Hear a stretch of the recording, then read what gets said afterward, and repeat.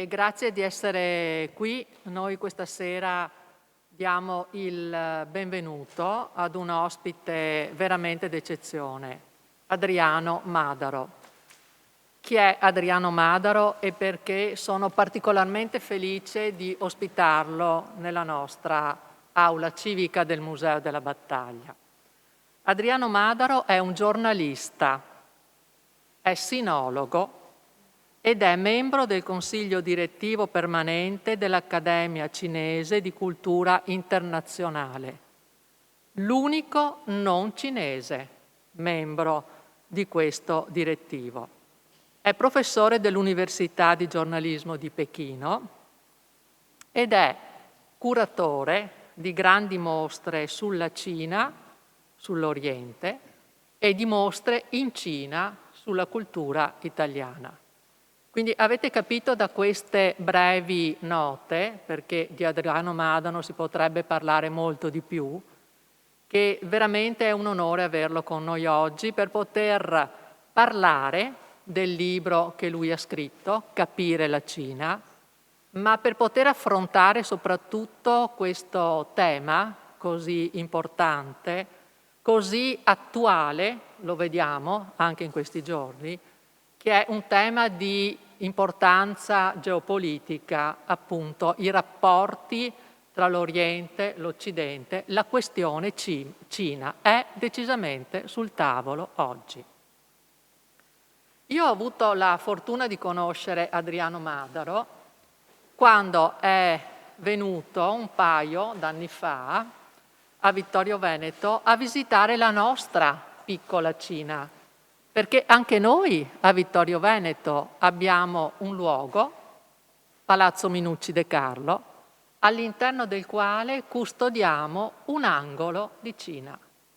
E custodiamo quest'angolo di Cina perché Camillo De Carlo, da grande viaggiatore, ha raccolto all'interno di quel palazzo una collezione nel nome dell'eclettismo, dove troviamo di tutto e dove troviamo in particolare nel salone i vasi, le porcellane cinesi di varie fogge, di vari colori, ma poi nella stanza delle giade respiriamo davvero il profumo dell'Oriente, con le pareti tappezzate di tessuti decorati in seta che rappresentano la festa delle barche drago, una festa tipicamente cinese, e poi tutta quella raccolta di giade di vari colori, compresa la giada particolarmente preziosa, che io ho avuto proprio modo di conoscere e di vedere con Adriano, che viene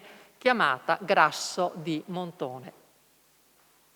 La nostra piccola Cina, quindi anche a Vittorio Veneto. Quella è stata l'occasione e in quell'occasione ho immediatamente capito che avere Adriano Madaro qui con noi sarebbe stata una ricchezza per tutta quanta la città. Poi c'è stato il Covid e quindi ci troviamo oggi a ranghi ridotti, ma grazie alla ripresa della tenda TV, questo colloquio tra voi, noi e Adriano Madaro sul tema della Cina potrà essere visto anche in un secondo momento da chi è a casa. Permettimi Adriano, una riflessione su questo tema, su questo mondo che è la Cina. Io il libro di Adriano non l'ho potuto leggere fino in fondo, non ne ho ancora avuto tempo, ho dato così qualche assaggio, ma questo assaggio, seppur rapido, seppur veloce, mi ha fatto capire come la grande abilità di Adriano Madaro sia stata quella di riuscire a scrivere un libro, aspetto le ferie per leggerlo completamente, di scrivere un libro con una penna particolare, che è quella del giornalista. Quindi non è un saggio di quelli pesanti, non si riesce ad andare avanti, si legge come se fosse un romanzo, pagina dopo pagina. Hai la curiosità, il desiderio di leggere, di vedere, di capire come continua, di aprirti la mente ad una visione diversa. E perché vi dico una visione diversa? Perché io devo ammettere che della Cina ho sempre avuto una visione particolare, derivata probabilmente dalla cultura che la mia generazione ha assorbito, derivata probabilmente da quanto ho sempre letto e sentito nella stampa, nei quotidiani, dai mass media. E l'idea della Cina che io mi ero fatta corrisponde esattamente ad una installazione che ho avuto modo di vedere alla Tate Modern a Londra qualche anno fa. Una installazione di un grande artista cinese, Ai Weiwei, il quale ha disposto in quello spazio fortemente drammatico che è la Turbine Hall 100 milioni di semi di girasoli a terra nel pavimento. Questi 100 milioni di semi di girasoli fatti in porcellana, tutti uguali all'apparenza, tutti diversi perché fatti a mano. Ecco l'idea della Cina, una funerea distesa, grigia, di cenere. Questa era la mia idea della Cina. E poi il mio viaggio in Cina. E poi la conoscenza di Adriano Madaro e la lettura del libro. E la lettura soprattutto dei post che lui quotidianamente fa, che ci permettono di vedere, anche con dei commenti legati fortemente all'attualità, quella che è una visione profondamente diversa, una visione che viene da chi la Cina la conosce molto a fondo, perché ci ha fatto più di 200 viaggi, perché ci ha speso una vita di relazioni, di rapporti, di lavoro. E quindi è in grado di darci una visione, io credo, molto reale di quello che è il mondo cinese, di quelli che sono i rapporti tra la Cina e l'Occidente. Quindi io lascio la parola ad Adriano, il quale ci spiegherà, e questo ti inviterei a farlo perché a me è piaciuto molto, da che cosa è nato questo suo interesse, questa sua passione. Uso una parola forte, questo suo amore per quella realtà e per quel mondo così lontano. E poi lascio la parola a Daniele Pezzali, che vedete a fianco di Adriano Madaro, il quale è un conoscitore anche lui del mondo cinese perché l'ha frequentato per motivi di lavoro e sarà lui quindi a condurre la serata sulla Cina con Adriano Madaro. Grazie Adriano e grazie a Daniele.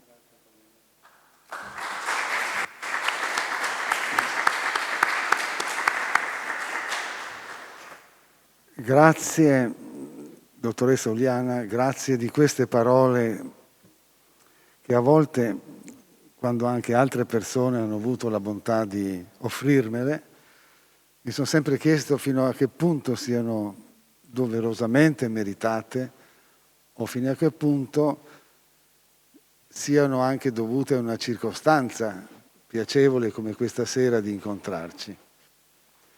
Ma ho sentito in queste parole una sincerità straordinaria, come mai prima mi era accaduto di raccogliere durante le mie precedenti presentazioni.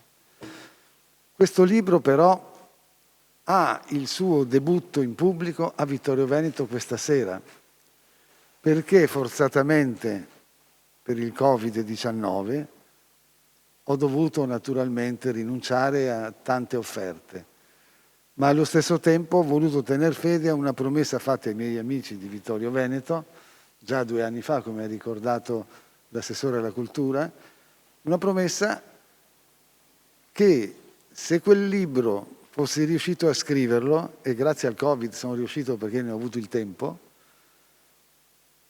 sicuramente Vittorio Veneto sarebbe stata una delle prime tappe, invece è la prima.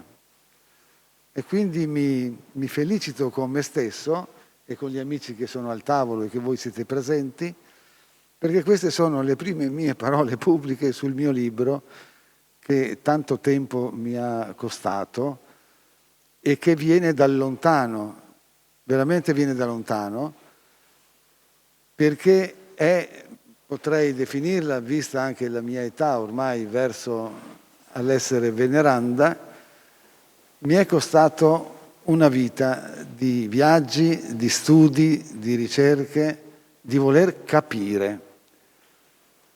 Quando 2 anni fa c'è stata la firma a Roma di un memorandum, oggi in parte inquisito dall'attuale governo rispetto al governo precedente che lo aveva firmato con la venuta in Italia del presidente cinese Xi Jinping, un gruppo di giornalisti cinesi è stato accompagnato alla casa editrice Giunti di Firenze. E così, nel parlare con l'editore e con lo staff, è uscito il mio nome, dicendo che io ero la persona probabilmente in Occidente, facevano grande, no? Andavano oltre il confine italiano, ma comunque in Occidente, che avesse avuto un'esperienza così particolare della Cina, di vederla dai tempi in cui c'era Mao sino a una settimana prima, ininterrottamente, con 216 viaggi. Allora, Sergio Giunti, che è l'editore, un signore anziano ma molto attento, ha detto: io questo giornalista, questo sinologo lo voglio conoscere. Mi hanno telefonato, hanno trattenuto la delegazione cinese a Firenze una notte in più del previsto per poter avere un pranzo insieme a me nella sede molto prestigiosa della casa editrice, che tra l'altro è stata la sede della congiura dei pazzi, quindi un fatto storico notevole. E mi sembrava di essere anch'io un pazzo quando, dopo poche battute, a pranzo, l'editore mi disse: allora questo cotesto libro lei me lo fa? E io ho detto: devo trovare il tempo, comunque ho già delle idee, sì, posso farlo. Mi dia tempo 2 anni. E lui dice: beh, è un tempo ragionevole.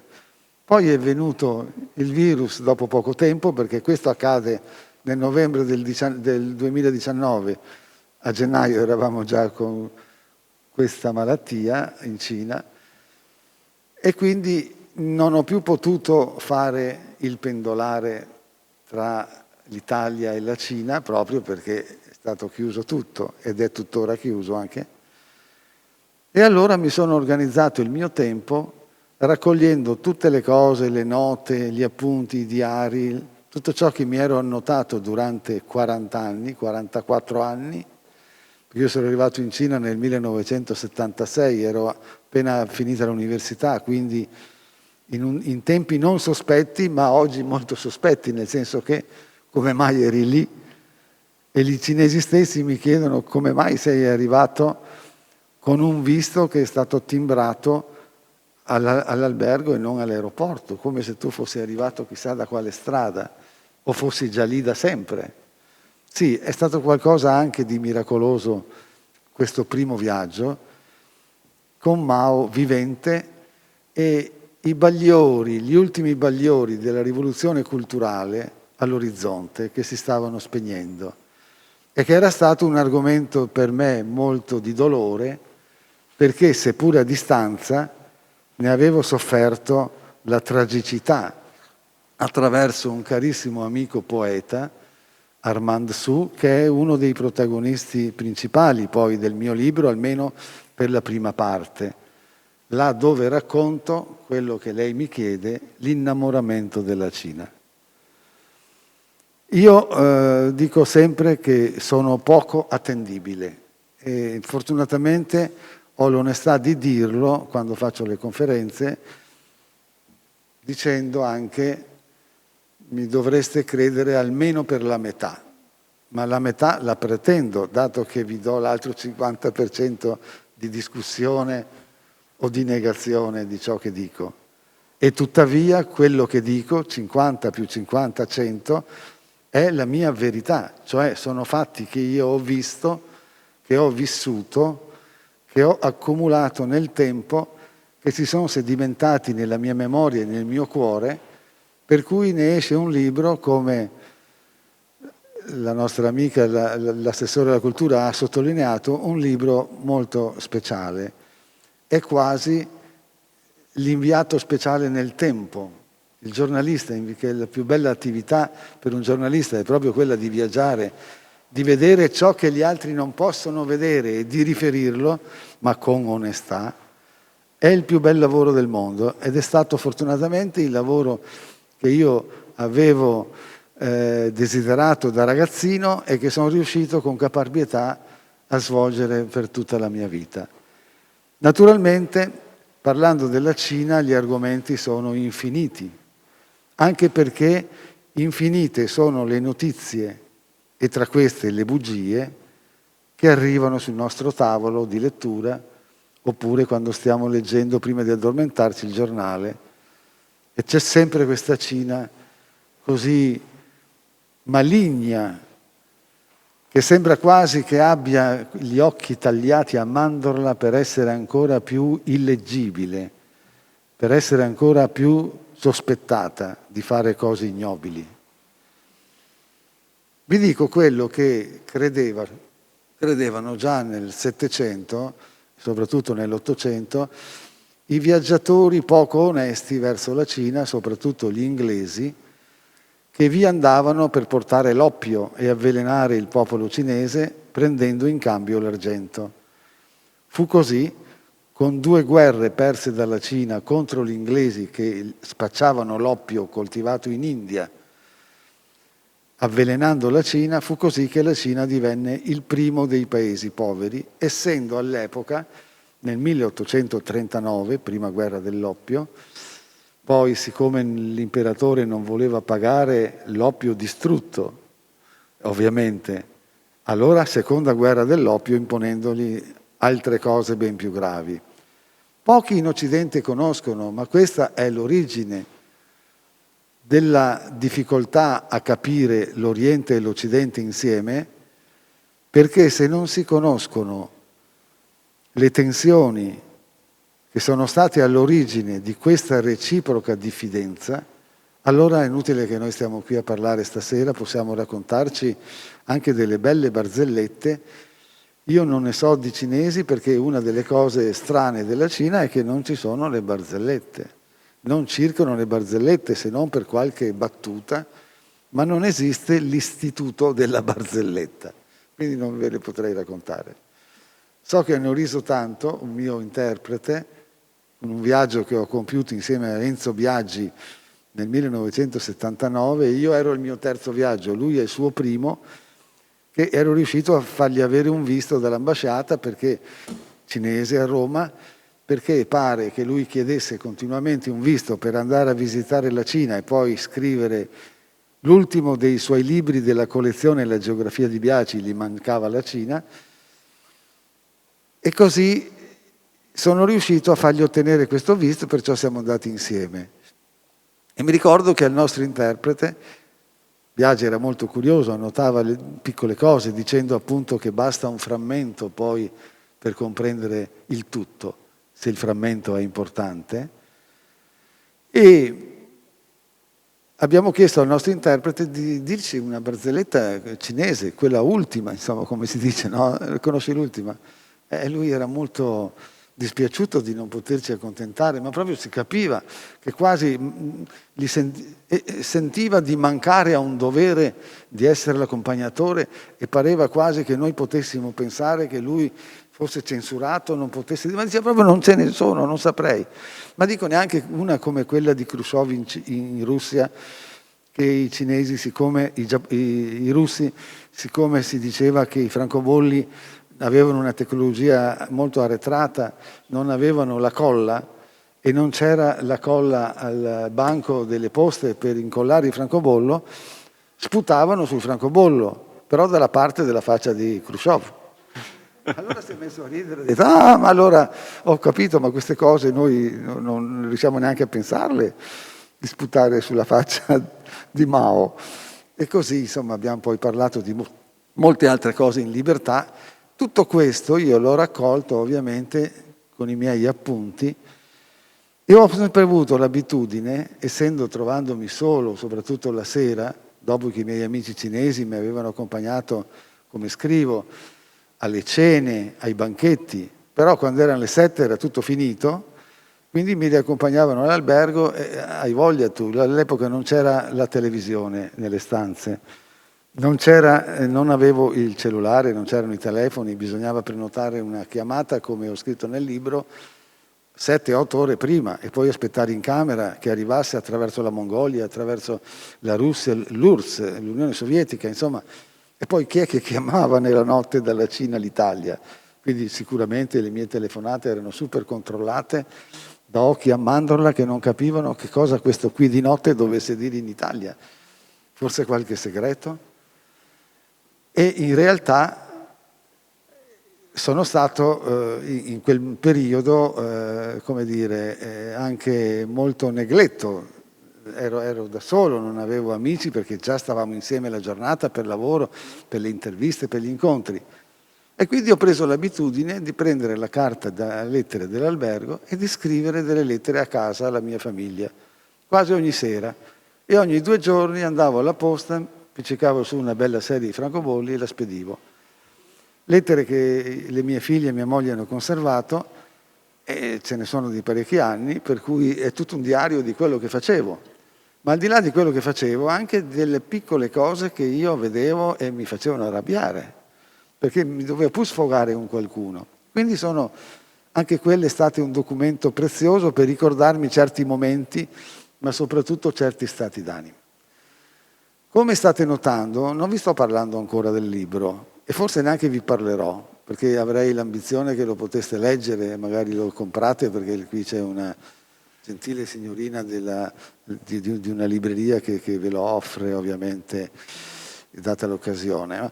Ma mi piacerebbe di più attardarmi su quei momenti molto importanti per la storia della Cina e anche di riflesso la mia storia personale, che ricorrono frequentemente nei famosi anniversari.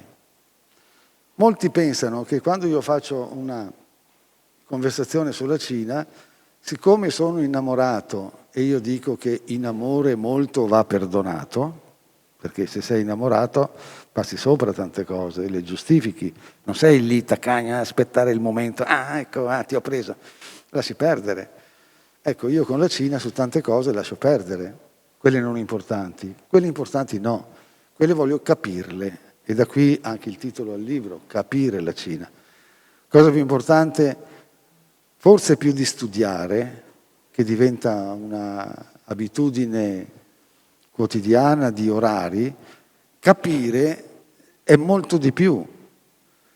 Vuol dire andare dentro, vuol dire condividere, vuol dire partecipare, vuol dire aver visto, ma aver visto con 3 occhi. Io ho visto la Cina con 3 occhi, i miei 2 occhi e il terzo occhio che era la mia macchina fotografica, che è stata preziosa perché in tanti anni io ho scattato più di 36.000 diapositive a colori in un momento in cui la Cina non aveva il colore, aveva solo il bianco e nero, e in Cina hanno voluto pubblicare già 5 libri miei fotografici con una introduzione che spiegava cosa andavo cercando lungo le strade, diversamente da altri che fotografavano i monumenti oppure le situazioni meno condivisibili. Insomma, per esempio, non lo so, io ho visto degli stranieri che andavano a fotografare i bidoni dell'immondizia per dimostrare che erano stracolmi, le immondizie fuori. E allora io mi ricordo che a uno di questi, che era un francese, e gli ho detto in francese che a Parigi talvolta, qualche volta, era peggio. E allora lui mi ha chiesto: chi sei tu? Io dico: sono un giornalista italiano che ti dice che a volte a Roma è peggio di Parigi. Allora Messier, siamo andati a bere qualcosa insieme, poi ci siamo persi. Quindi, essendo arrivato in Cina in un anno non frequentato dagli stranieri, perché io sono arrivato con un volo cinese da Parigi, settimanale, un volo una volta a settimana, aperto 3 mesi prima. 3 mesi prima, dal viaggio di Deng Xiaoping, che era andato a Parigi, dove era stato da giovane, e Mao, che ancora era vivente, ha voluto che, una volta ritornato al potere, andasse a Parigi per riallacciare i legami culturali, perché quelli politici erano già stati voluti da De Gaulle all'inizio degli anni 60, mentre l'Italia no. L'Italia doveva aspettare il permesso degli Stati Uniti d'America, perché l'Italia ha riconosciuto la Cina solo nel 1971, quando era già noto il viaggio l'anno successivo di Nixon, con quella grandissima mente che ha avuto il Dipartimento di Stato americano nella storia, che è Henry Kissinger. Voi ricorderete la politica del ping pong. Va bene, tutta una storia. Io ne accenno nel libro perché il libro è un atto di amore verso questo paese, anche là dove meriterebbe delle sculacciate, e io gliele ho date. E quello che è particolare è che sono stato il primo a dargliele in forma ufficiale, perché questo libro adesso è in traduzione in cinese, dove attraverso l'editore Giunti, che io ho dato l'incarico, c'è la vigilanza sulla traduzione, che non si può cambiare nemmeno una virgola per contratto, quindi è una cosa molto seria. Cioè sarà la prima volta che in Cina si pubblica un libro con 2 pagine dedicate a Tiananmen. Questo è un fatto di grande rilevanza politica. Il mio amico Daniele Pezzali, che conosce bene la Cina dall'altro aspetto, più di me, quello economico, commerciale, che è stato diversi anni, quindi tra Hong Kong e la Cina, lui stesso capisce immediatamente quale sia la peculiarità di un fatto del genere. Assolutamente sì. In Cina è ancora È un tabù ancora. sì, proprio, un tabù. Ma gli è andata bene ai cinesi che ero lì, perché ho visto meglio degli americani che hanno visto solo il giovane fermare il carro armato, ed è diventata l'icona del secolo del sangue, che si chiude con il comunismo assassino che schiaccia i poveri studenti inermi nella piazza. Non è vero niente. Cioè quella foto è vera, ma la didascalia, il racconto è un falso fabbricato tra Pentagono e CIA, ammesso tra l'altro in modo molto impudente dal precedente segretario di Stato Pompeo, che ha detto: ne abbiamo fatti di tutti i colori, abbiamo inventato, abbiamo fabbricato notizie false, abbiamo rubato, pur di portare avanti questa teorizzazione che nel mondo ormai si è radicata, che a Tiananmen c'è stata una strage. Io ero presente, ho scritto quasi 90 articoli da inviato speciale per il Gazzettino e un altro gruppo di quotidiani, e vi dico che le cose stanno come le ho scritte. Il fatto è vero, è accaduto, però non nei termini come è stato raccontato, e si è approfittato di una foto simbolo laddove si è fatto passare per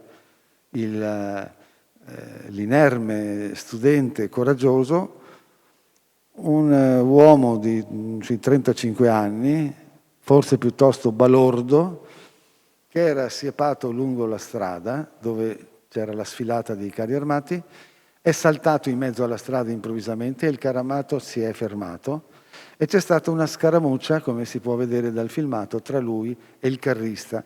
Poi arriva qualcuno che lo porta via e i carri armati si mettono. Allora io dico, ero lì, ho visto queste scene, ero lì per 50 giorni, ho fatto tutta Tiananmen, notte e giorno, ho una documentazione fotografica di migliaia di scatti. Ma dico, se i carri armati 2 giorni prima avevano schiacciato migliaia e migliaia di studenti, come mai non hanno schiacciato un disgraziato solo che era sulla strada a fermarli? Sì, è un po' strana questa cosa, perché se il carro armato ha l'ordine di marciare e c'è qualcuno che si mette di mezzo, in un paese come la Cina, che non è la Svizzera, il carro armato va avanti, ne ha schiacciati 7.000 il giorno prima. è che non è vero che li abbia schiacciati, questo è il punto.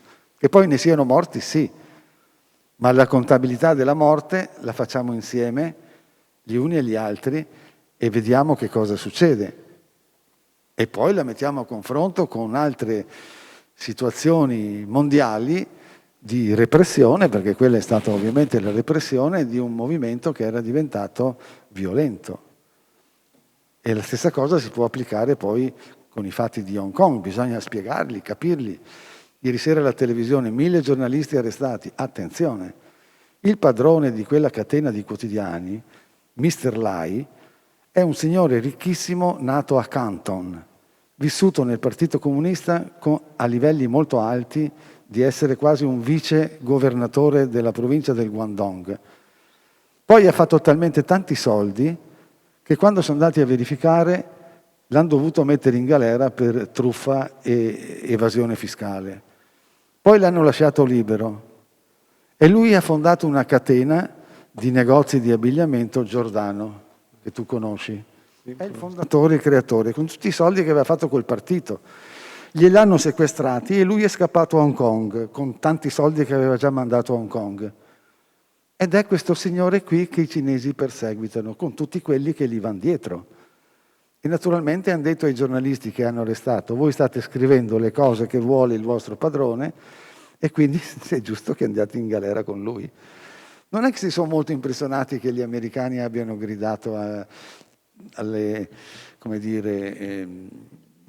i diritti umani, anche perché 2 giorni fa, 48 ore fa, lo zar di tutte le Russie, Putin, ha detto a Biden: non gradisco parlare delle cose di casa mia, tanto non mi interessa parlare delle cose di casa tua, perché Biden lo incalzava sui diritti umani. Dice: e sui diritti umani parleremo quando voi avrete risolto il vostro problema di diritti umani in America, cominciando da Guantanamo e da tutti i neri che muoiono, che abbiamo visto in che modo, e di tutti quelli che muoiono nella sedia elettrica e magari sono innocenti soltanto per il pregiudizio razziale. E quindi se apriamo questo dossier è un dossier doppio: apriamo il nostro e aprite il vostro. Poi Biden voleva parlare, aveva tentato di fare un accenno alla Cina, perché il terrore in questo momento è che la Cina si possa unire alla Russia anche in un'avventura militare, se costretti. E su questo Biden è stato immediatamente fermato e Putin gli ha detto: non era previsto di parlare di questo. Con la Cina praticamente ha fatto capire: abbiamo buoni rapporti. Il libro arriva fino a questi fatti, perché io l'ho consegnato alla stampa il 30 di gennaio.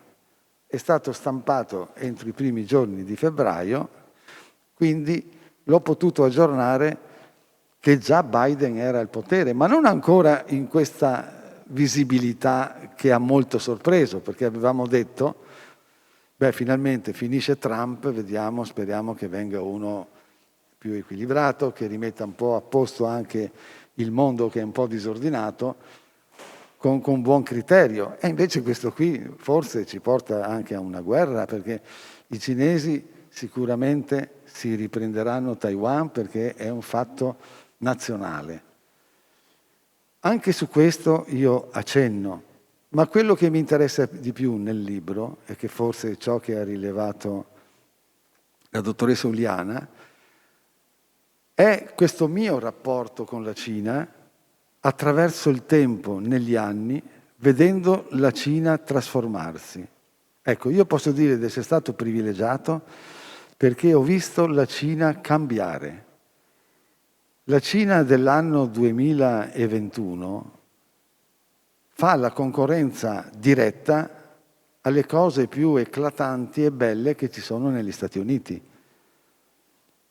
Non parlo soltanto di grattacieli, ma parlo di infrastrutture, aeroporti, porti, autostrade, e poi l'applicazione dell'intelligenza artificiale addirittura alle automobili la lotta alla corruzione, che è ancora un problema non da poco, e comunque la Cina di oggi è un paese super moderno, con delle sacche evidenti di arretratezza nelle campagne più profonde, soprattutto nel nord-ovest, ma con situazioni di grande progresso lungo le grandi città delle coste, e per questo può essere considerata sicuramente l'economia numero uno oramai. Probabilmente non abbiamo dati certi, ma probabilmente ha superato gli Stati Uniti, e questo è il punto di frizione. Gli Stati Uniti non possono permettere che vi sia un altro paese superiore a loro e che quindi, tra l'altro, essendo un paese dove c'è una dittatura politica, possa prendere l'avvento su una amministrazione globale dell'emisfero, no? Della Terra. Siamo però nel campo della politologia, della sociologia, di vedere anche la globalizzazione. Chi l'ha inventata? Come mai non è stata governata? Perché è arrivata dappertutto scombussolando e creando delle situazioni di tensione così forti da rendere il mondo invece che sicuro meno, ma molto meno sicuro di 30 anni fa? Perché c'è chi ha nostalgia quasi dell'Unione Sovietica, che essendo sicuramente non prima rispetto agli Stati Uniti, stava in una posizione di buona seconda, soprattutto dopo aver fallito l'impresa spaziale, perché andare sulla Luna per primi sono stati gli americani. A quel punto i russi si sono ritirati. Ma adesso sono i cinesi. Non solo vanno sulla Luna, non solo vanno sul lato oscuro della Luna, dove non si sa cosa capita, e vanno a atterrare lì, ad allunare lì, ma sono andati su Marte. 3 settimane dopo gli americani sono arrivati su Marte e hanno mandato proprio ieri 2 risposte al G7 e alla NATO. 2 risposte. La prima, incarcerando quelli dei giornali che premono contro la unificazione di Hong Kong con la Cina per rendere Hong Kong indipendente, che è una cosa impossibile, anche perché sarebbe la sede del Pan Pacifico della CIA, già approvato, appurato, scusate, e in combutta con il consolato americano. Quindi queste cose si sanno. E poi sono riusciti a lanciare e a costruire nello spazio la stazione spaziale, e ieri sono arrivati i primi 3 astronauti, che devono ovviamente lavorare e continuare, e ne arriveranno altri 15 a breve. Quando la Cina aveva chiesto una decina d'anni fa alla NASA di collaborare e che la NASA si prendesse qualche tecnico cinese per fare una stazione internazionale, e la Cina metteva a disposizione la scienza che aveva accumulato fino allora, che comunque era inferiore a quella americana, ma era già a buon punto, gli americani hanno detto: ma nemmeno per sogno, mai. E i cinesi sono partiti, se la sono costruita loro. Adesso sono veramente problemi grossi, perché lassù abbiamo 2 stazioni spaziali, una internazionale con gli americani, una tutta cinese con i cinesi.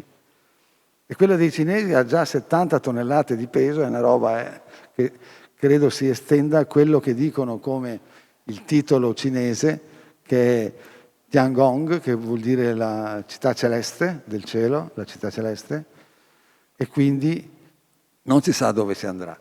Nel mio libro ci sono i racconti della vita quotidiana in Cina, dei miei rapporti con tante persone che ho conosciuto, alcune anche di grande rilievo, come il nipote di Mao Zedong, come la vedova dell'ultimo imperatore, come uno dei maggiori artisti cinesi, Van Daguan, ed altre persone che ovviamente, sia pure non note a livello internazionale, ma sono molto importanti in Cina, scienziati, direttori di giornali, professori universitari, ricercatori. La stessa accademia alla quale partecipo è uno strumento per poter avvicinare il mondo occidentale, la cultura occidentale con la cultura cinese, ed è uno strumento di grande valore strategico.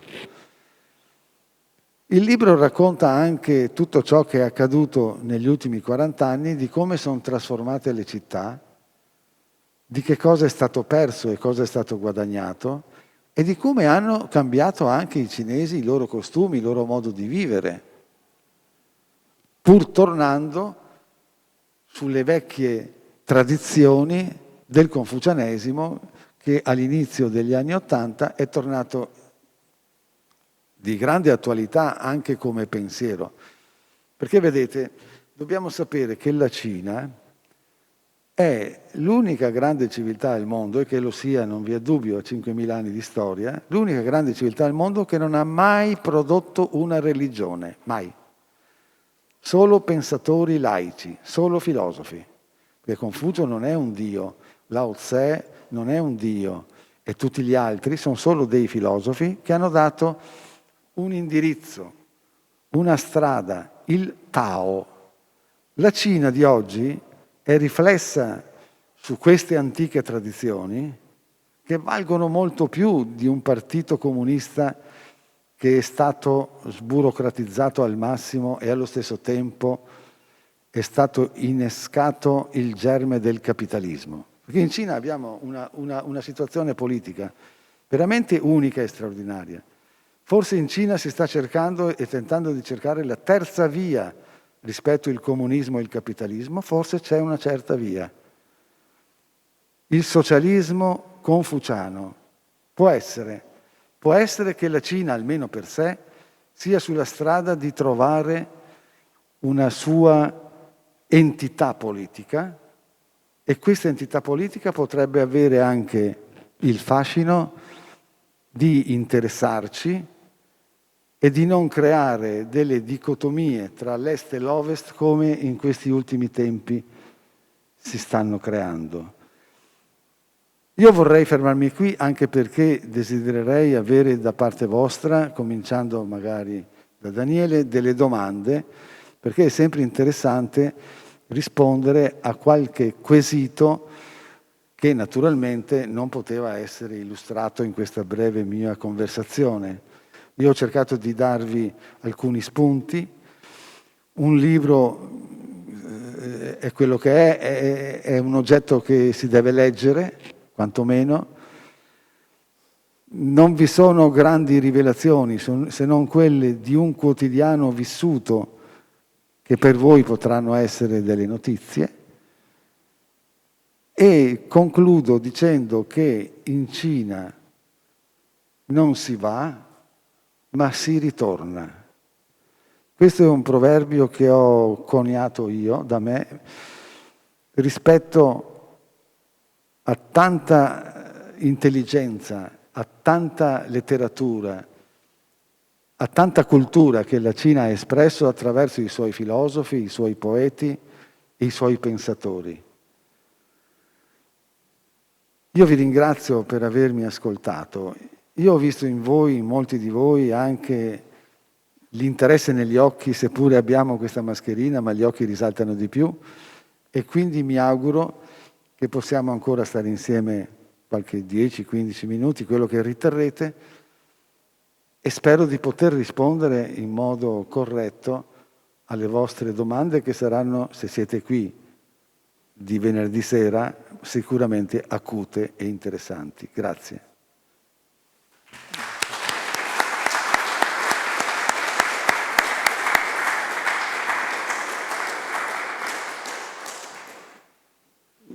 Grazie Adriano, è stato un piacere questa introduzione che ha fatto del libro. Io il libro di Adriano sono riuscito a leggerlo, l'ho letto veramente volentieri e per quanto sembra tanto spesso, tante pagine, è un libro che scorre veramente come se fosse un romanzo, ma di fatto è un libro dove si parte da quella che è la storia della Cina, si parte dai 3.000 anni e passa di cultura che ha, e si arriva poi in pratica a tutti i periodi tristissimi che ci sono stati, dalla guerra dell'oppio a poi anche la rivoluzione culturale, che non è certo stato uno scherzo.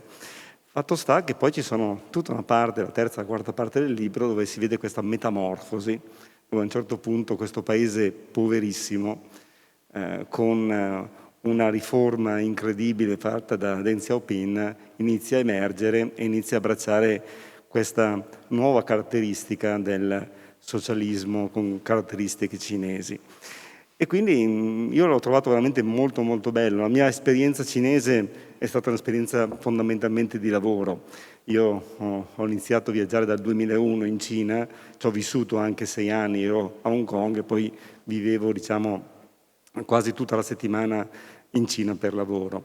E quando ho letto questo libro, effettivamente io ho visto tutto un percorso anche di posti, di città, di luoghi, che per sfortuna li ho visti dopo 30 anni che li ha visti Adriano, però comunque sono riuscito anch'io a carpire nei primi anni 2000 delle caratteristiche di queste città e anche della cultura cinese che incredibile, nel giro di 10-20 anni sono già cambiate, perché la cosa che impressiona di questo paese è la velocità del cambiamento.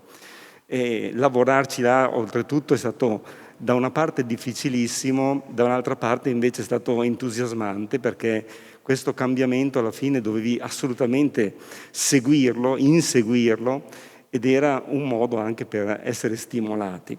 Comunque, ritornando a questo libro, io mi sono preparato una domanda semplice, perché abbiamo già affrontato delle tematiche molto spinose nella tua introduzione, Adriano, e senz'altro penso che poi dalla platea ci saranno senz'altro delle domande sulla cronaca di quello che ha appena introdotto Adriano.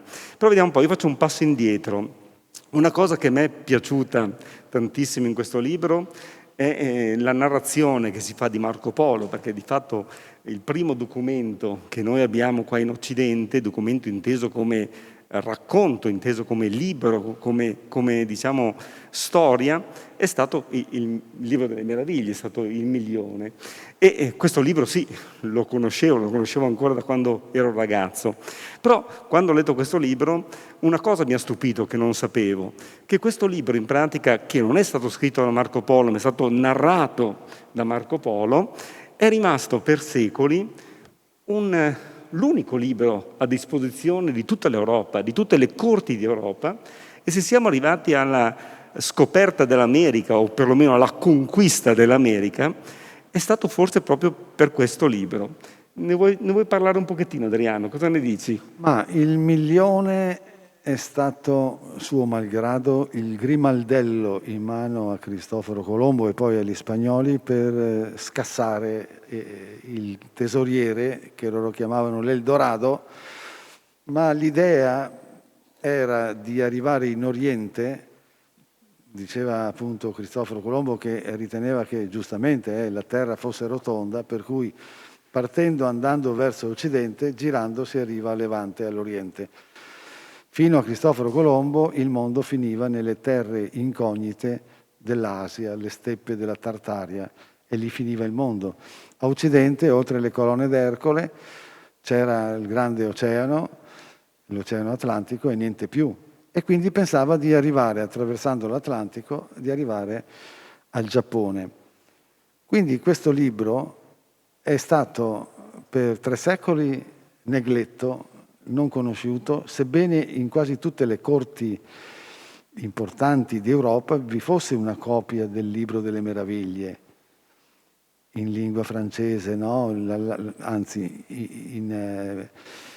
nella Languedoc, insomma. Ma Cristoforo Colombo aveva intuito questa strada, questa direttissima, e quindi va a rileggersi tutto ciò che c'è nel Milione. E tutto quello che trova nel Milione è eccitante, perché Marco Polo parla di città ricche, di città con dei templi, con statue d'oro, e poi l'incenso, che era un bene molto importante in Europa e che non si sapeva bene da dove provenisse l'incenso, e poi l'avorio, e poi le giade, le lacche, la seta, che era un prodotto miracoloso. Quindi la ricchezza era tutta in Cina in quei secoli. L'Europa era poverissima e si pensava di andare in Cina per una strada breve. Questo è quello che è venuto dal Milione. Quindi senza il Milione probabilmente sarebbe stata ritardata la conquista dell'America, ma presto o tardi ci sarebbero arrivati. Meno male che Cristoforo Colombo e poi gli spagnoli hanno trovato per un secolo da saccheggiare l'America, altrimenti avrebbero saccheggiato il Giappone e la Cina. Ecco questo quanto come risposta per il milione succinta. C'è qualche intervento dal pubblico? Volentieri, se no vado avanti con la prossima domanda, che io ne ho tantissime, ma piacerebbe che ci fosse anche qualcuno di voi, naturalmente, se hanno... Benissimo, benissimo.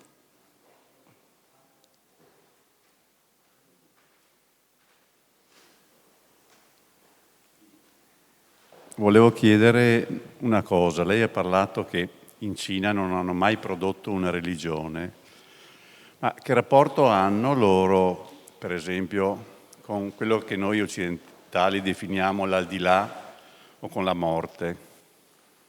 Ecco, questo era una curiosità. È molto interessante perché il rapporto con la morte è molto stretto, ma più che con la morte è con quello che ha prodotto la morte, cioè gli antenati.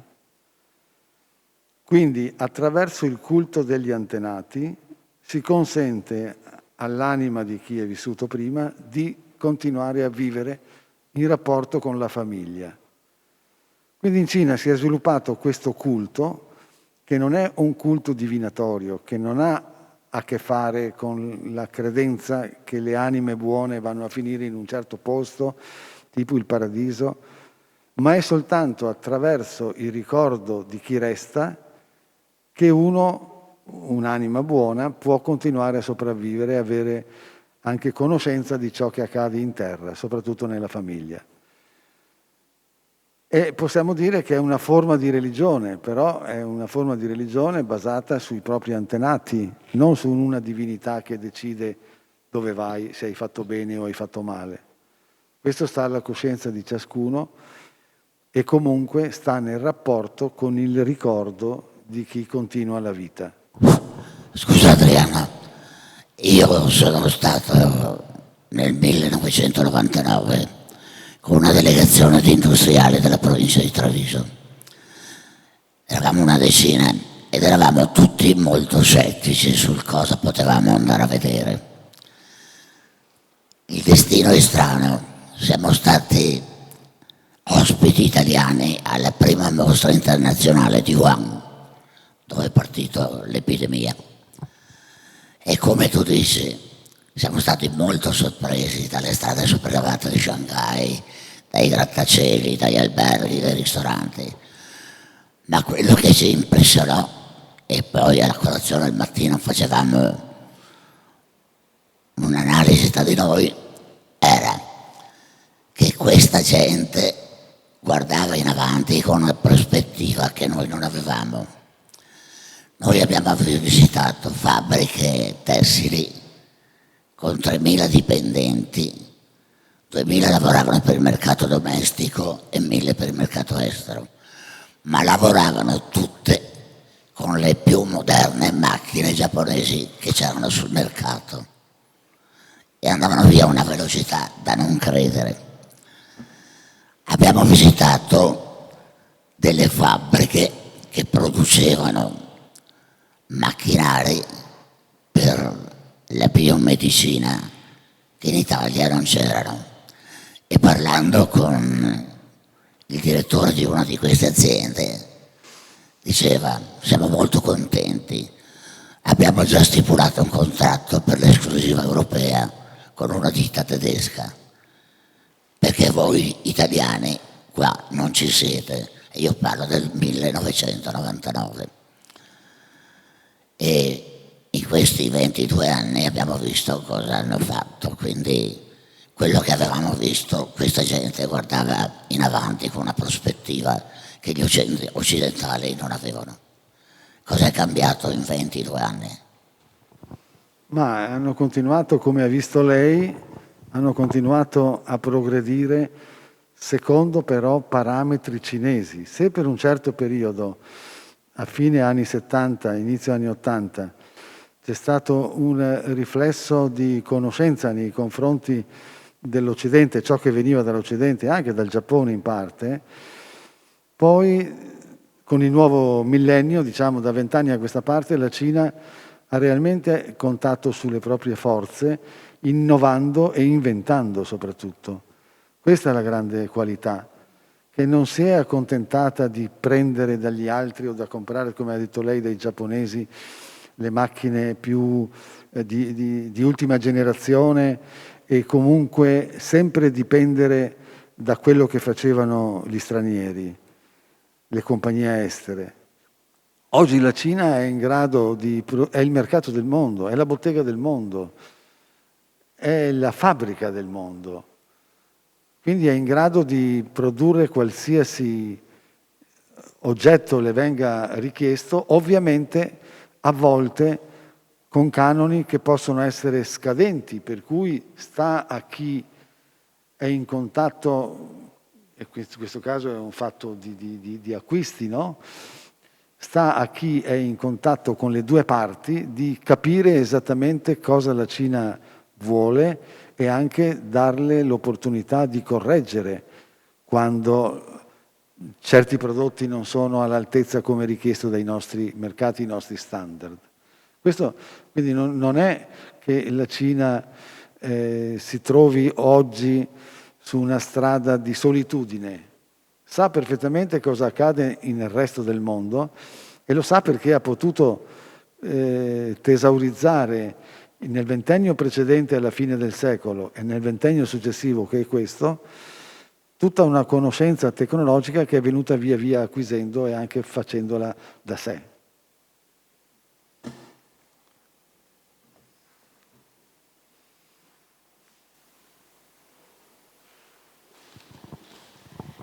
Buonasera. Buonasera. Per adesso io ho fatto solo 2 viaggi in Cina e per motivi di lavoro, di studio, perché io sono una musicista e al Conservatorio di Venezia dove insegno, negli ultimi anni con il progetto Turandot abbiamo avuto e abbiamo ancora moltissimi studenti cinesi. E quindi io sono entrata in diretta relazione con alcuni giovani, quindi in particolare nella mia classe, però poi parlando anche con studenti di altri strumenti, soprattutto di canto. Attraverso un mio ex studente di Hong Kong, e appunto quando si parla di Hong Kong non si dovrebbe dire Cina, perché Hong Kong è un'altra cosa, poi quello che diventerà da qui al futuro lo vedremo purtroppo. Ho iniziato questi viaggi di lavoro che mi hanno permesso di entrare in diretta relazione con tutta una serie di realtà universitarie, quasi sempre per la verità, in varie città della Cina, poi dopo Hong Kong e anche a Taiwan. La mia domanda è questa. I nostri allievi di conservatorio cinesi, dalla maggior parte dei miei colleghi, che purtroppo sono molto vittime di pregiudizi, sono sempre considerati di un livello molto basso, semplicemente perché non hanno gli strumenti culturali occidentali, a parte che secondo me anche i nostri italiani sono molto ignoranti, soprattutto nella loro lingua, però questo è un altro discorso. Per cui io mi sono sempre invece molto data da fare in vari modi, per cui ho capito, mi hanno anche detto, insomma, che questa piccola comunità dei ragazzi cinesi del conservatorio mi teneva in una certa considerazione. La mia domanda comunque è principalmente questa, relativa appunto allo stato culturale di questa piccolissima mia esperienza, quindi in campo musicale, di alcuni giovani. Per esempio, a domanda che tipo di governo, l'imperatore, dice, ma no, c'è ancora l'imperatore, probabilmente forse ancora non sapevano bene l'italiano, per loro presidente o imperatore era la stessa cosa, quindi insomma. Poi io ho avuto delle allieve che nel loro programma di studi presentato all'ammissione anche teoria marxista, eccetera, eccetera. In realtà della loro storia, perché io ho fatto spessissimo tante domande, mi è sembrato che non conoscano proprio molto e comunque non conoscono niente del grande passato della Cina, quindi parliamo appunto anche dei riferimenti che ha fatto lei. E come ultima cosa, quindi la mia domanda è, in base alla sua conoscenza ed esperienza, cosa i giovani, per i giovani intendo una fascia che potrebbe essere dai 20 ai 30 anni, che tipo di educazione ricevono e soprattutto dal punto di vista storico della loro grandissima tradizione culturale, realmente cosa conoscono, di un'esperienza che ho avuto a Caiphon, dove mi hanno portato a vedere questo parco, Millennium, dove alla sera, tipo Gardaland, fanno degli spettacoli con grandissimi effetti di carattere tecnico, tecnologico, che ripercorre alcune parti della storia della Cina, comprese le invasioni dei mongoli, eccetera, eccetera. Con le lotte fra i galli, con la donna generale che canta con lo stile dell'opera cinese, eccetera, eccetera. All'inizio un piccolo spettacolo dal vivo esercizio di calligrafia. A me ha dato l'impressione che fosse uno spettacolo molto divulgativo, proprio per far, da un lato, conoscere e quindi avere anche l'orgoglio della propria tradizione, ma dove dietro di vera studio o conoscenza ce ne fosse poca. Però, siccome questa è un'impressione, le chiedo quello che lei può dirmi su questo. Una domanda interessante e molto complessa, perché dovremmo fare dei paragoni con noi. Allora, la storia cinese è di una vastità che lei ha potuto capire, di una vastità infinita. Si va almeno a 3.000 anni più della nostra. Quindi già abbiamo difficoltà noi a scuola, ai nostri ragazzi, dalle elementari alle scuole medie, alle scuole superiori, a dire qualcosa di utile sulla storia del nostro paese, ma del nostro continente, partendo pure solo dall'impero romano, perché poi a scuola non si accenna neanche agli Etruschi, ecco, per dire. Quindi mi piacerebbe molto fare questo confronto tra un ragazzo medio di 14 anni cinese e un ragazzo medio di 14 anni italiano e sapere cosa sanno reciprocamente ognuno della propria storia e poi che cosa sanno della storia dell'altro. Allora qui succede che i nostri non sanno niente, zero. I ragazzi cinesi sanno qualcosa di più, perché qualcosa di cosa è l'Occidente gliel'hanno spiegato, partendo dal grande impero romano. Io ho avuto degli incontri in alcuni musei della Cina dove ho organizzato delle mostre con delle scolaresche e c'era una mostra proprio su Roma antica, l'impero romano, con ovviamente disegnata una grande mappa che mostrava dove l'impero romano era arrivato, cioè i suoi confini quali erano, la Dacia da un lato, la Scozia dall'altro, il Nord Africa. Cioè. E allora hanno detto, ma questa è l'Italia. Ha capito? Loro non pensavano minimamente che l'Italia potesse essere quella piccola parte nell'impero romano fatta in quel modo strano che non esiste altra al mondo dello stivale, però avevano percepito che l'Italia, che è un grande nome in Cina, fosse sicuramente grande almeno come la Cina, quindi l'impero romano per loro era l'Italia. Ho avuto modo di fare delle conferenze anche nelle nostre scuole. E quando ho mostrato una mappa della Cina, intanto nessuno l'aveva riconosciuta e siamo in terza media. Nessuno aveva riconosciuto la Cina. Avevano intuito qual era il Giappone, non sapevano nulla della Corea, che è questa piccola appendice, e poi la grande confusione tra Cina, India, Tibet, una confusione fatale perché è la stessa confusione che hanno gli adulti nel nostro paese. I ragazzi cinesi sono indottrinati, questa è la parola esatta, su alcune coordinate che ovviamente interessano al regime. E per quanto riguarda la storia del loro paese, ovviamente sanno le storie edificanti, le storie di Sanguo, che siamo nel IV-V secolo a.C., poi gli stati combattenti, poi arriva il grande imperatore Cixi Huangdi che unifica la Cina e costruisce la grande muraglia. Questi elementi li conoscono. Poi sanno che ci sono stati periodi di guerre, di invasioni da parte di nomadi settentrionali, per cui è stata ricostruita la grande muraglia dai Ming, e cominciano a sapere qualche cosa di più tra i Ming e i Qing, che è la dinastia ultima Manciù. Dei primi sanno in modo glorificante, perché è la dinastia nazionale. Dei secondi, che sono stati degli invasori, dei nemici, sanno le cose anche meno gradevoli, per esempio dell'ultima imperatrice, come è stata cattiva, tutto quello che è accaduto. Allora è per forza che sono i governi che scrivono i testi o che delegano di scrivere i testi di scuola, ma anche da noi non è che siamo ancora molto oltre il 1945 come data di conoscenza di cosa è successo nel mondo, e forse neanche, se ci fermiamo prima, forse al Trattato di Versailles del 19 e non andiamo oltre e non spieghiamo cosa è stato il nazismo, il fascismo, il comunismo, lo stalinismo, la guerra e tutto quello che ne è, ma soprattutto quante guerre abbiamo avuto nella finta pace dal 1945 ad oggi. Questa è una cosa incredibile. Allora io penso che ogni paese si difende come può. La Cina ha notevoli problemi di identità, anche perché ha 56 razze al suo interno, di cui la razza Han è la maggioritaria al 96%, ma l'altro 4% sono comunque 100 milioni di persone che hanno altre lingue, altre tradizioni, altre culture, altre religioni.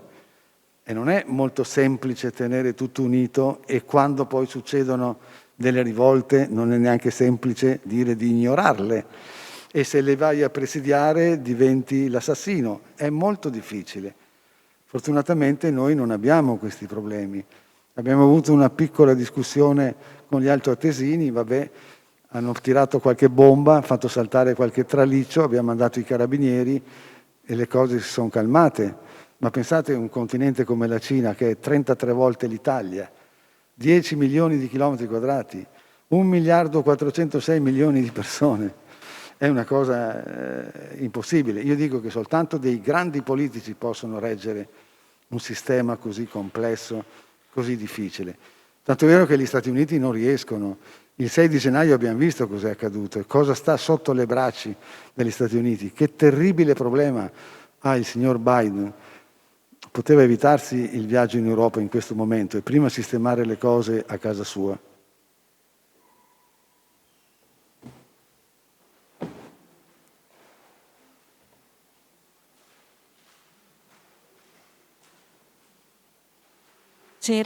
Volevo chiedere quanta importanza ha avuto la diffusione della scienza galileiana di Galileo Galilei in Cina, perché so che nel 1600 si consolidarono molto i rapporti tra Italia e Cina grazie alla scienza di Galileo Galilei.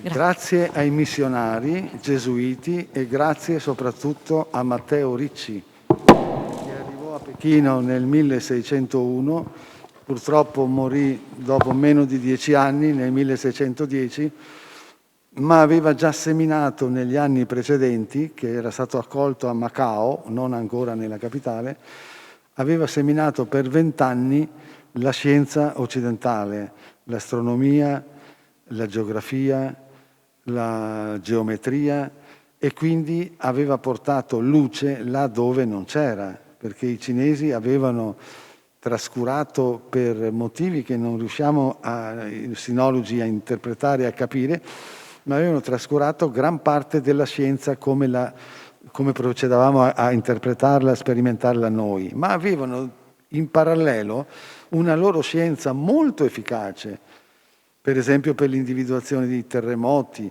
la cura del corpo con l'agopuntura, l'erboristeria, tutto ciò che poteva essere collegato con i metalli. E quindi la scoperta di tante opportunità di prodotti che noi non conoscevamo. Certo, il pilastro della scienza moderna è venuto dai gesuiti e in modo particolare appunto da Matteo Ricci, ma non solo da lui, perché abbiamo avuto un altro grande geografo, Martino Martini, qualche anno dopo, nel 1645. Poi abbiamo avuto il più grande pittore del Settecento cinese, che ha portato in Cina la prospettiva, è un milanese, un fratello coadiutore, si chiama Giuseppe Castiglione, in cinese Lang Shenin, è vissuto 55 anni a Pechino ed è stato il ritrattista ufficiale di 3 imperatori, quindi di Kangxi, di Yongzheng e di Qianlong, nonno, padre e figlio, che hanno governato dalla fine del 600 fino all'alba dell'800 la Cina, e che la Cina è stata grande proprio in questo periodo, quando arrivavano i vascelli dall'Europa e vedevano la grande superiorità della Cina a confronto. Come potevamo pensare, dicevano poi alla Camera dei Lord quando sono rientrati in una delegazione inglese, dice: come pensiamo di poter avere tutti quei prodotti che ha la Cina? Non abbiamo i soldi per comprarli. Allora si sono inventati l'oppio, di spacciare l'oppio in cambio dei soldi per comprare i prodotti. E quindi lì è stata la frattura con l'Occidente, mentre fino alla fine del 600, metà del 700, c'era l'amore con l'Occidente, perché c'era l'interesse di conoscere, ma anche di prendere da loro la loro conoscenza, perché i cinesi avevano sviluppato una civiltà alternativa. L'abbiamo interrotta, non sappiamo dove sarebbero potuti arrivare. L'abbiamo interrotta come abbiamo interrotta nelle civiltà americane, quindi anche in Africa. L'uomo bianco ha prodotto dei guasti incredibili, ma questa è la storia, e l'uomo bianco aveva questo motore di conoscenza, di conquista più forte degli altri, che si accontentavano di stare nei loro recinti o, come i cinesi, protetti, pensavano, dalla loro grande muraglia.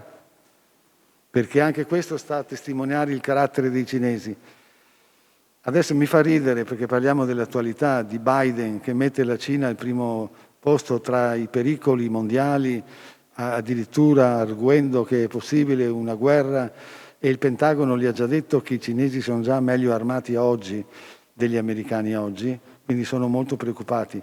Ma i cinesi non hanno mai parlato di guerra, ma dall'eternità, perché non le hanno mai fatte, non hanno mai invaso nessun paese, si sono costruiti un muro di 6.600 chilometri per non essere disturbati dagli altri, hanno dato la loro civiltà a tutti i vicini in pace, al massimo erano dei tributari che gli mandavano una volta all'anno i regali all'imperatore. Quindi non si capisce da dove viene questo terrore di una guerra con la Cina. Certo che la faranno se noi continuiamo a disturbarli, soprattutto in alcuni punti chiave, come Taiwan, Hong Kong. Lei ha citato Hong Kong. Hong Kong è un territorio cinese da sempre. Solo negli ultimi 150 anni è stato rubato dagli inglesi, che l'hanno sfruttato a loro modo e gliel'hanno restituito senza leggi. I cinesi avevano bisogno di fare una legge sulla sicurezza, perché Hong Kong è diventato il coacervo, è diventata la centrale di tutte le attività contro la Cina. Ora non si può accettare una cosa del genere. Le faccio un esempio breve. Hong Kong sarebbe come, e quindi dico Taiwan, finita la guerra nostra, gli americani avessero preso Mussolini col suo governo, magari quello che restava del suo governo, li avessero trasportati nell'isola d'Elba, avessero messo la 7ª flotta americana tra l'isola d'Elba e la Toscana e avessero detto per 70 anni: questa è la vera Italia, quell'altra lasciamo perdere, liberata da chi, da cosa. L'altra, cioè quella che conta, non esiste. E quindi non era messa all'ONU perché riconosciuto era Chiang Kai-shek in quanto alleato degli americani. Hanno fatto sta porcata, è durata 70 anni. Quindi è una cosa di una gravità inaudita. Che la Cina pretenda presto o tardi di tornare in possesso dei territori che le sono stati portati via nel modo più ignobile possibile è naturale. Non lo ha fatto Mao perché non aveva una flotta. Ora la Cina ha 50 navi più degli Stati Uniti, ma ancora dicono non è che si vinca una guerra sul mare, si vince dalle stelle. E ieri è partita la stazione spaziale cinese. Ma ancora una volta hanno detto non è che vogliamo vincere la guerra, perché la guerra vinta è quella non combattuta. E lo ha detto Sun Tzu un grande filosofo, stratega militare cinese, V secolo a.C. La guerra vinta è quella non combattuta. Volevo sapere se tu hai dovuto accettare dei compromessi per essere sempre ospite gradito in Cina. Ti è mai stato rifiutato un visto?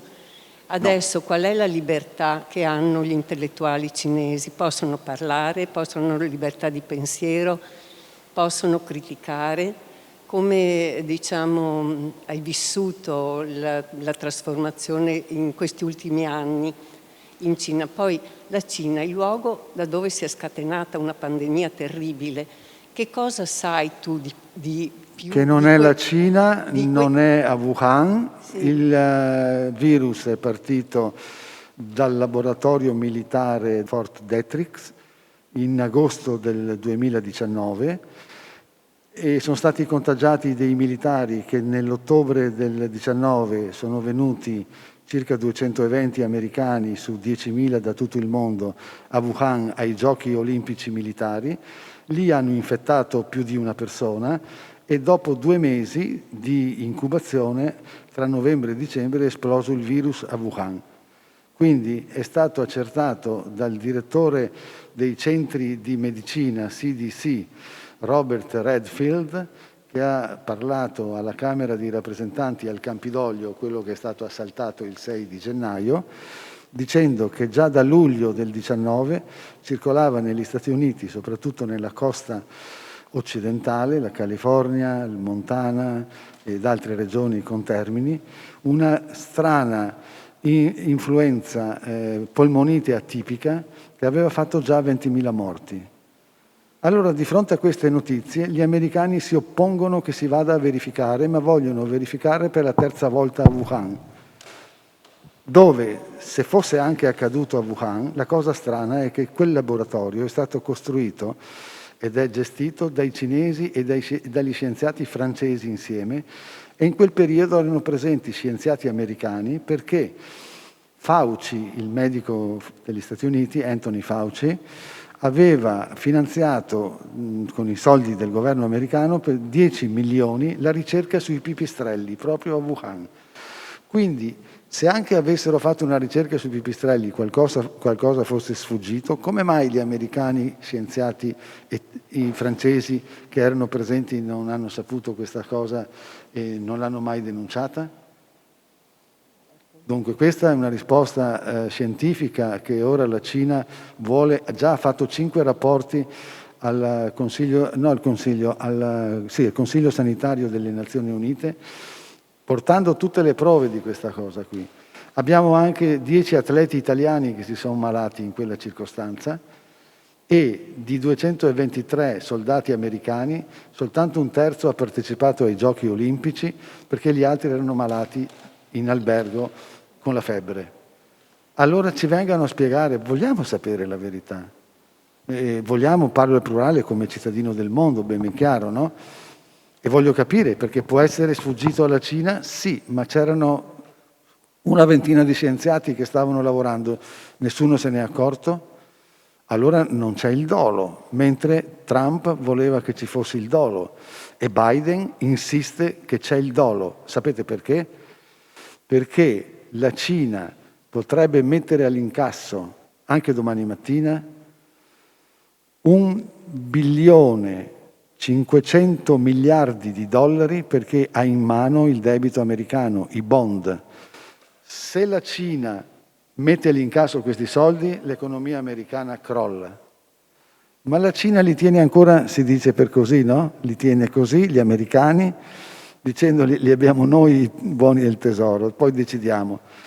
E gli americani pare vorrebbero scambiare con la Cina e dire facciamo così, noi abbiamo dimostrato che c'è stata questa epidemia per colpa tua e quindi abbiamo perso un sacco di miliardi.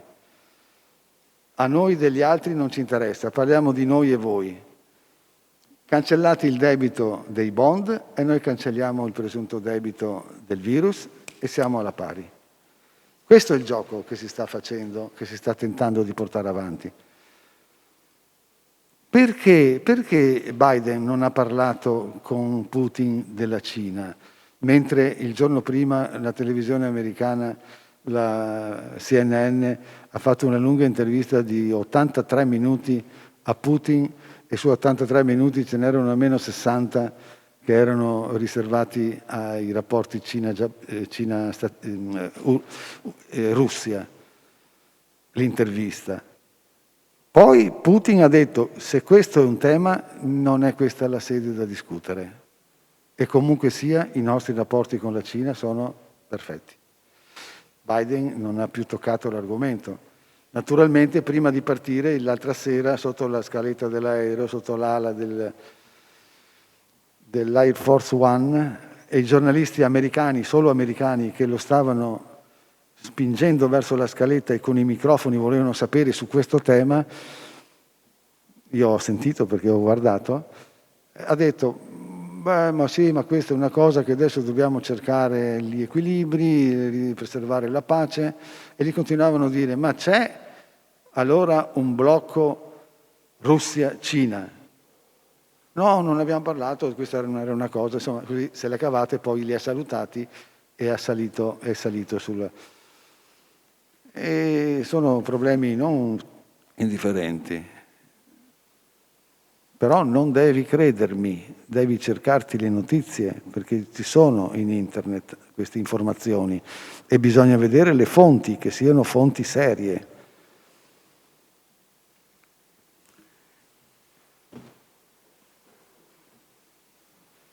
Sicuramente quello che lei ci ha raccontato della Cina è molto affascinante. Io non la conosco e praticamente mi stimola effettivamente a comprare il libro che lei ha scritto. Però ecco, volevo chiederle una cosa, parlare di diritti umani, nel senso che io ho un'informazione ovviamente occidentale, però sento la persecuzione degli uiguri, che è quella minoranza musulmana. Tra l'altro ho letto anche un articolo di una donna uigura che viveva in Canada, che poi è stata richiamata in Cina con una scusa e internata in un centro di rieducazione. Anni fa parlavano di 1500 esecuzioni all'anno. A chilo. No, sì, no, ripeto, la mia è un'informazione, potrebbe anche essere di parte, ma poi mi interessa avere la sua opinione. Certo. 1500 esecuzioni all'anno su una popolazione di 1,5 miliardi è come se in Italia facessero 60 esecuzioni all'anno su una popolazione di 60 milioni di abitanti. Volevo capire se le persone possono esprimere liberamente il loro pensiero, anche se è contrario, voglio dire, al regime, ecco. E ricordo anche il Tibet, che bene o male... Il Tibet. Sì, dove per esempio il Dalai Lama è costretto comunque a vivere in Nepal, perché altrimenti...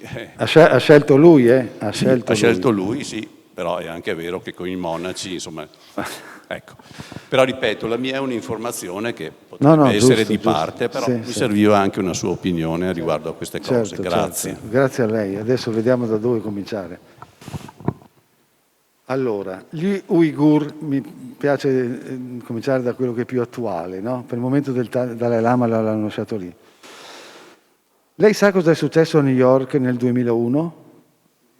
Lei sa che cosa è successo a New York nel 2001, l'11 settembre? No, ma perché dobbiamo partire da lì?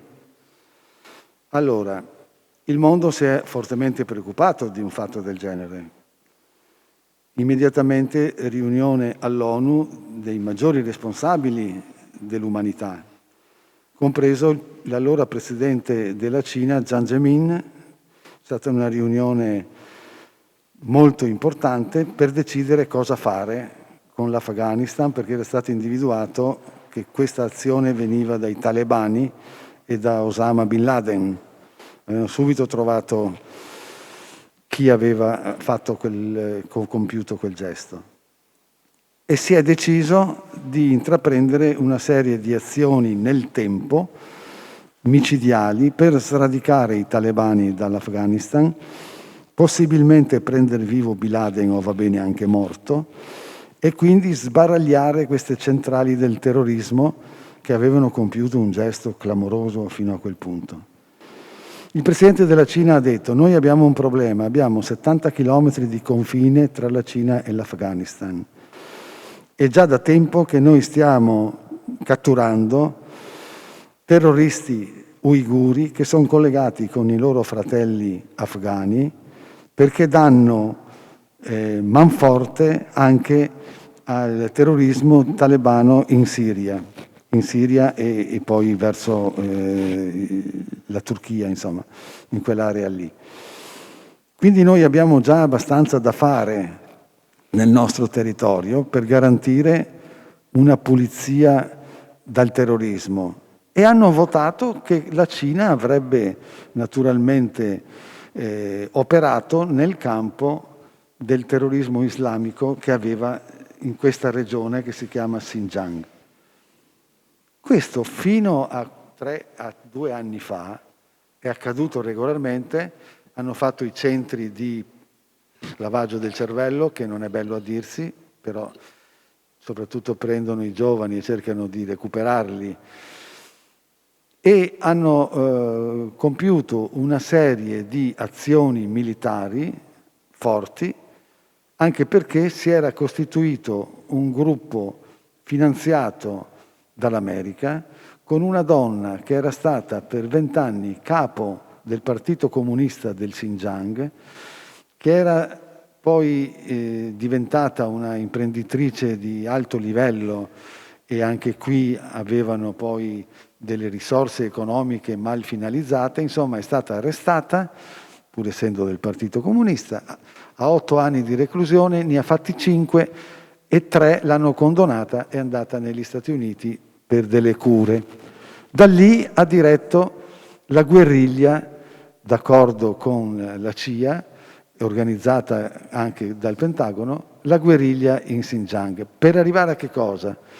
A fare in modo che con l'appoggio americano, ma soprattutto internazionale, eccetera, con una grande azione di disinformazione, si creasse, il Xinjiang si staccasse dalla Cina per creare uno Stato fondamentalista islamico nel cuore dell'Asia.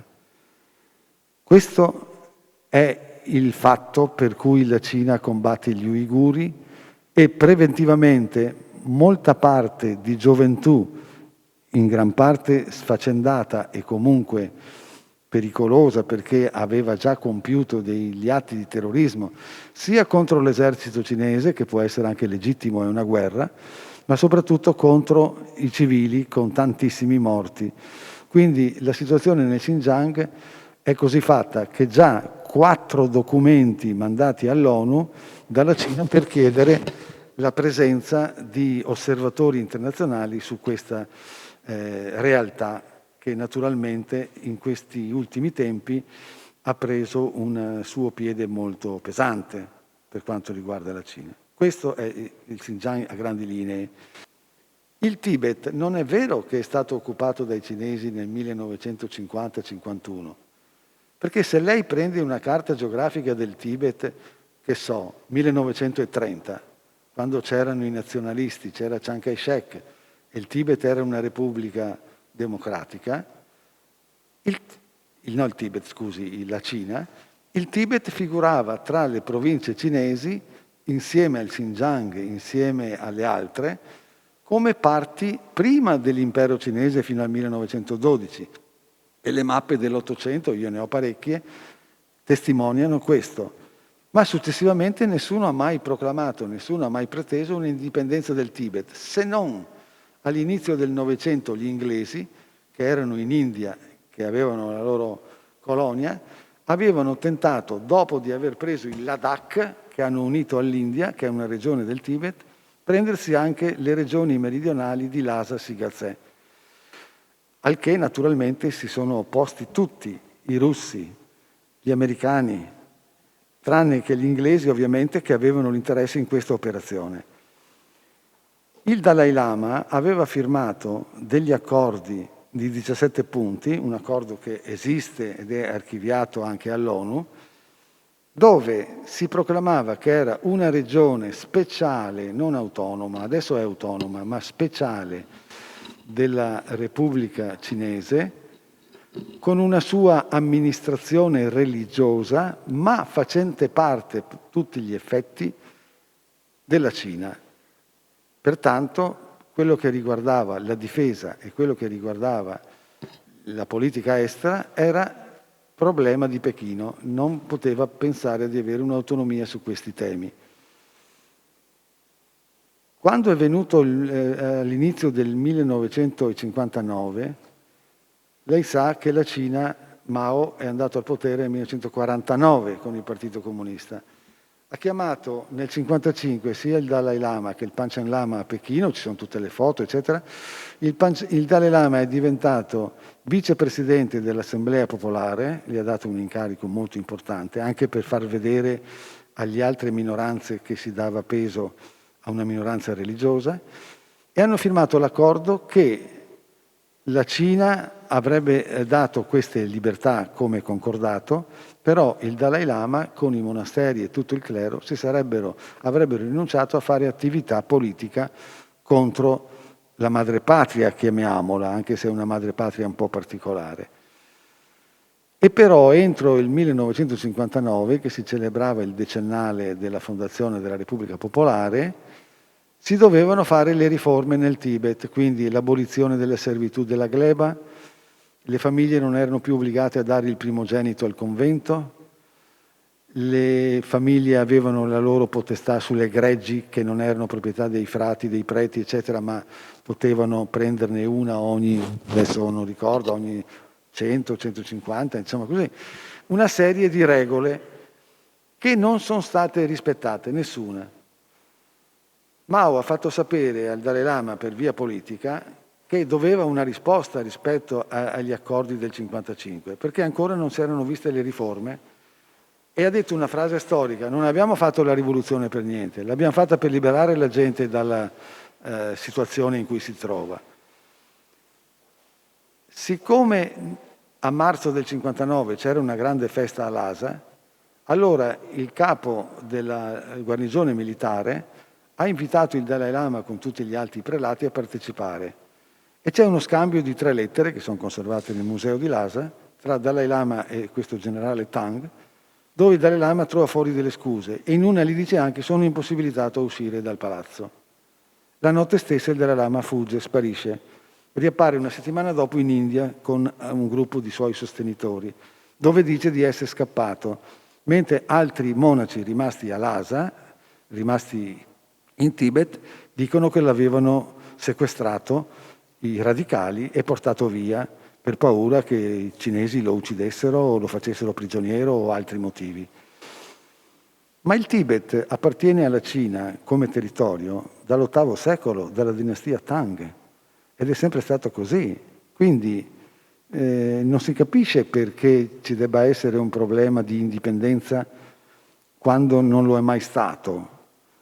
E non è mai stato occupato militarmente da una potenza straniera, perché essendo una regione della Cina è stato occupato, insomma, va bene, usiamo pure questa parola, dall'esercito cinese che ne aveva la potestà. Magari lei non è d'accordo su questa storia, io posso immaginare, perché avrà letto altre cose. Là è difficile che ci mettiamo d'accordo, ma se vuole possiamo mettere dei documenti sul tavolo e poi trovare una risposta che sia onesta. Poi non mi ricordo il terzo punto che lei... Dobbiamo chiudere? Vabbè. Ah già. Beh, mi sono dilungato, però meritava. Abbiamo una parola del sindaco.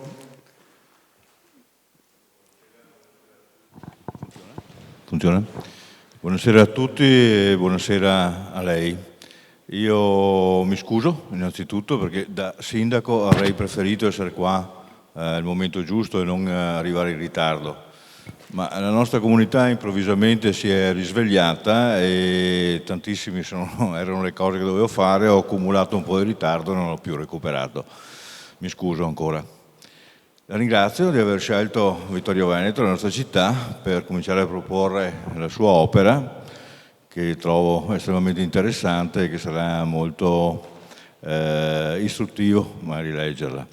perché la Cina grande, la Cina così imperiosamente sempre più presente al mondo, un po' preoccupa, un po' interessa e quindi il tema certamente è affascinante.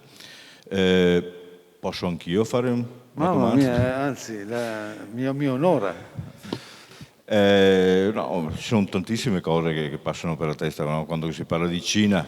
Una cosa che vorrei capire è quanto ha inciso la volontà di autoisolamento della Cina, perché la distanza è tanta, però fondamentalmente se ci pensiamo le mense romane erano piene di pepe, quindi l'indiano era percorso magari in piccolo cabotaggio, ma era molto frequentato, le vie carovaniere medio orientali certamente poi rifinivano al lavoro fino ai porti del Mediterraneo e quindi il pepe veniva dall'Indocina, da Ceylon, ma soprattutto dall'Indocina, quindi quelle distanze che spaventano oggi già una volta erano frequentate, eppure la Cina è rimasta molto più isolata di quello che si sarebbe potuto immaginare vista la civiltà che l'abitava, quindi certamente c'è stata anche una volontà di autoisolamento, non so se estesa nei secoli oppure per brevi periodi, però certamente c'è stata, volevo che Mari mi chiarisse questo aspetto.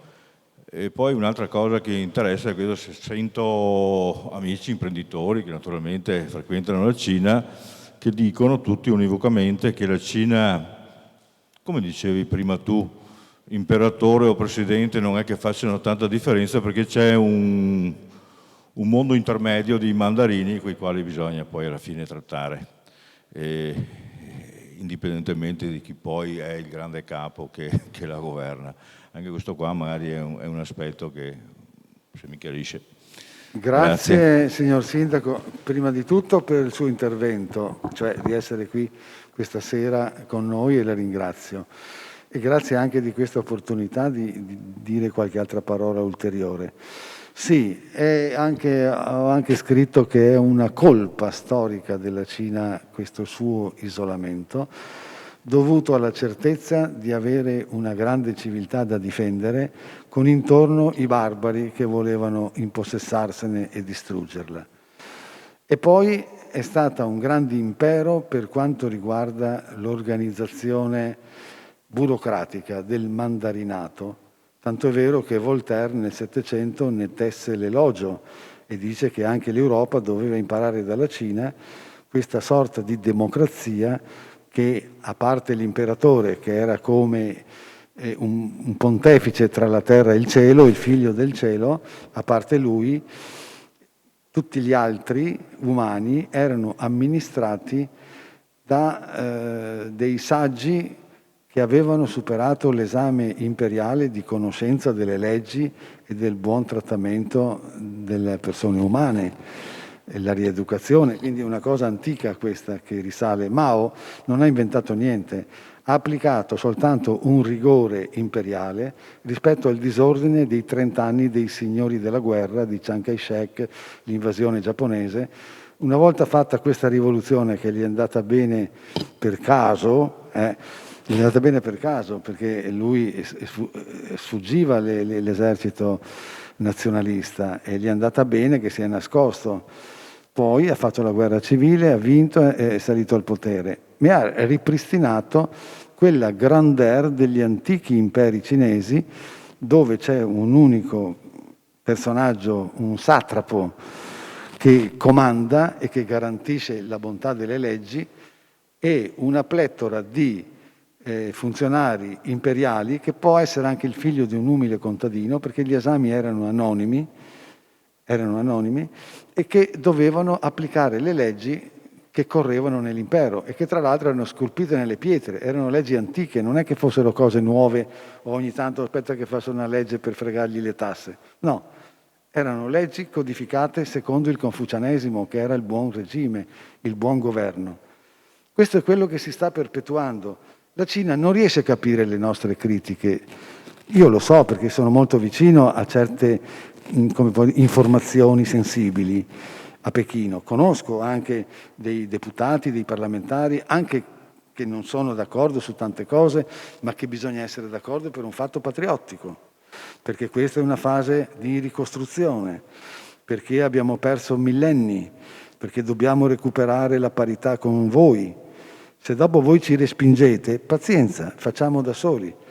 Però allora dobbiamo capire che magari volete farci ancora delle guerre e allora noi dovremo avere delle armi come le vostre, quindi le copiamo o cerchiamo di farle migliori. Ma la guerra, Mao disse, noi non vogliamo fare la guerra, ma se gli americani, già ancora nel 1957 disse questo, l'ho scritta questa frase, ma se gli americani vogliono fare la guerra, noi non siamo pronti, ma ebbene, la facciano e la faremo. Moriranno 3 cinesi contro un americano perché non siamo attrezzati bene, ma alla fine avremo abbastanza cinesi per popolare la Cina e abbastanza cinesi per popolare gli Stati Uniti. Quindi è terribile questo, però si va sui numeri. Quindi la libertà non è come la concepiamo noi, perché secondo Confucio non c'è peggiore individuo di quello da solo che non è nel gruppo, perché alimenta l'egoismo. E quando si alimenta l'egoismo si arriva alla lite, a chi possiede di più. E chi possiede meno vorrà prendere a chi possiede di più. Quindi la virtù sta nell'armonia.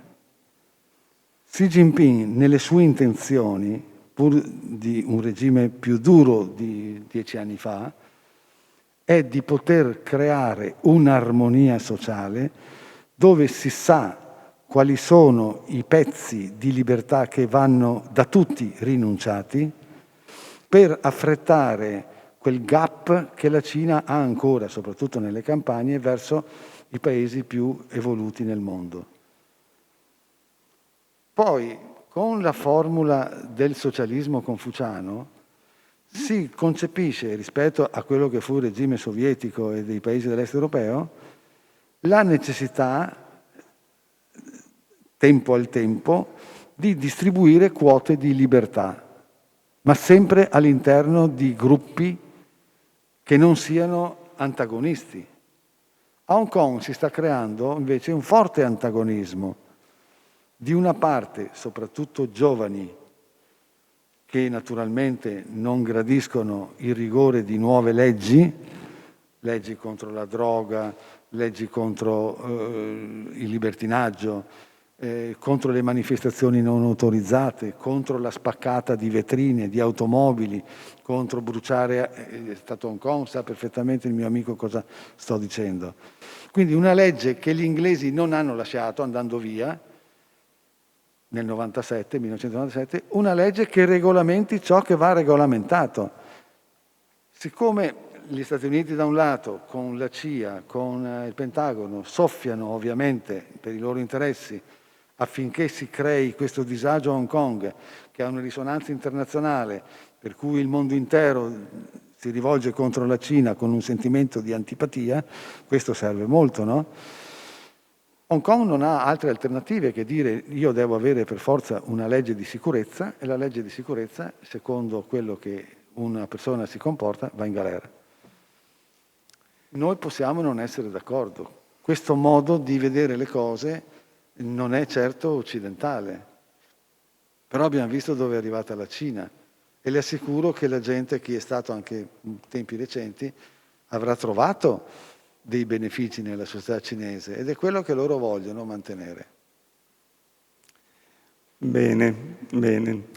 È stata senz'altro una serata piena di notizie che a volte non si sentono, diciamo, in televisione. Infatti il bello di questo libro, il bello di parlare con Adriano Madaro è che si sente una voce che va un po' fuori dal coro. E oggi abbiamo toccato soltanto pochissime delle cose che trovate invece su questo libro, che io veramente ho apprezzato, perché dalla storia di Marco Polo arrivare fino a Xi Jinping c'è veramente tante cose da andare a vedere. Quindi grazie tantissimo Adriano di essere qua e speriamo di averti ancora, e se vuole una parola anche Antonella, volentieri. Grazie ancora. Sì, grazie a voi, grazie a Adriano Madaro, grazie a Daniele Pezzali e vi aspettiamo la prossima volta.